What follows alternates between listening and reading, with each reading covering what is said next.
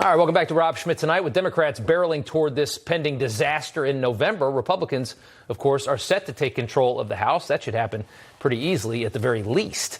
Minority Leader Kevin McCarthy could be just months away from being the House Speaker. But a report dropped by the New York Times yesterday could change everything for him.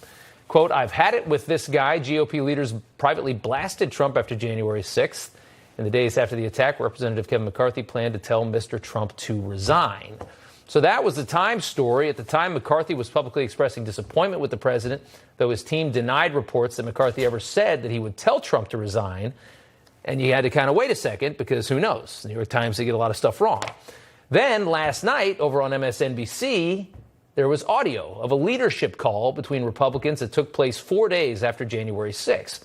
In it, you hear the least popular Republican in Washington, Liz Cheney, speaking with Kevin McCarthy. Is there any chance, are you hearing that he might resign? What I think I'm going to do is I'm going to call him. Would be my recommendation. You should resign. I mean, that would be my take, but I don't think he would take it.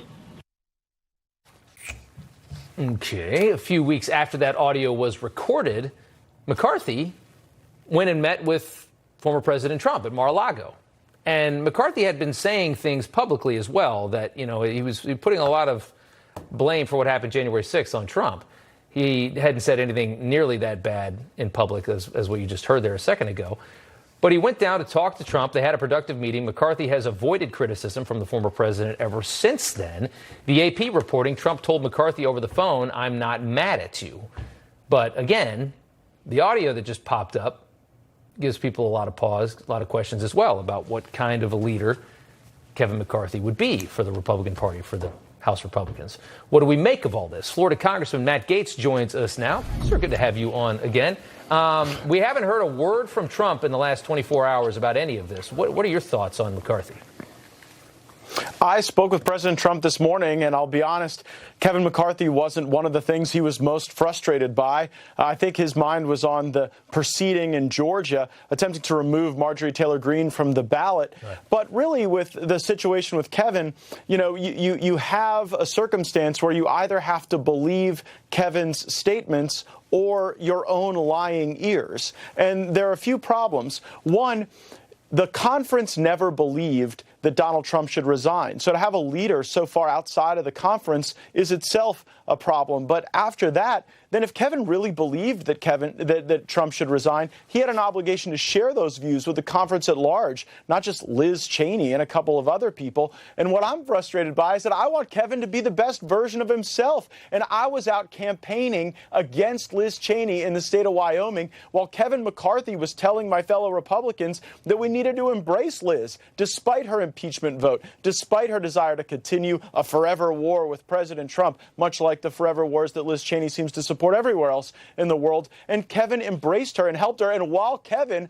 was actually out there advocating for Liz, there were these secret recordings where she was baiting him into statements that now belie the representations that he's made. But at the end of the day, Rob, I know your next question is, well, does this mean that Kevin's going to be speaker or not? Yeah. And I think that it probably doesn't really impact his standing in the conference, because the covenant between leadership and Republicans in conference isn't a covenant based on truth or honesty. I mean, Boehner lied to the conference. Paul Ryan lied to the conference. Here you have a circumstance where Kevin's statements don't really match up.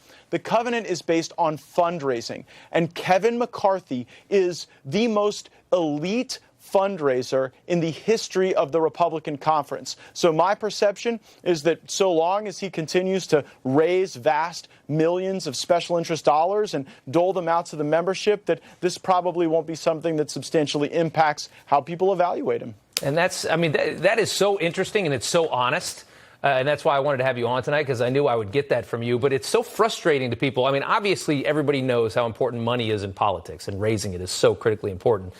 But Republicans don't want another Paul Ryan. You know, they don't want that again. I mean, that drove Republicans crazy to have that kind of spineless leadership. And he was, you know, just kind of trying to appease everybody. And he was, I mean, that frustrated people. Do we have that again? Do you think that's what we have right now?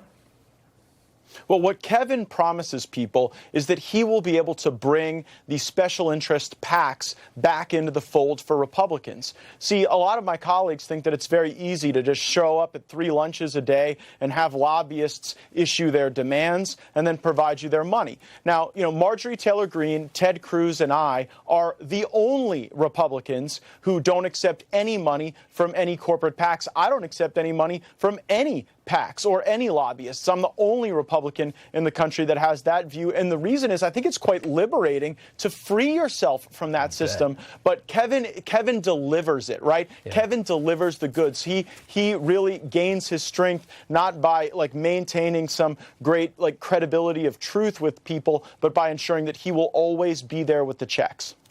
That's so interesting. I do want to talk about, you brought it up, Marjorie Taylor Greene. She testified for several hours in a lawsuit that's been brought by a group of Georgia voters attempting to keep her from running for re-election. Explain all of this to us. I mean, we've seen a lot of it today. What does this moment mean?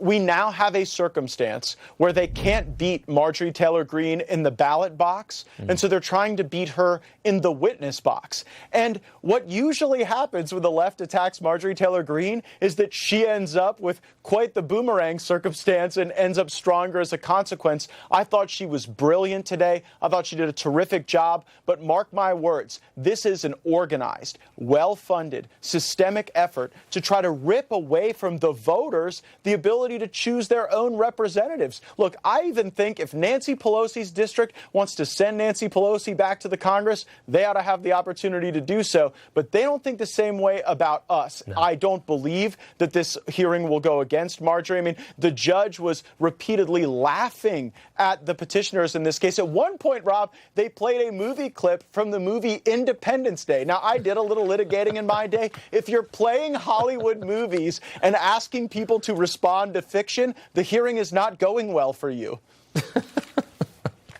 I missed that. Independence Day. All right. Congressman Matt Gaetz, thank you for taking the time. Have a good weekend, sir. You too, Rob.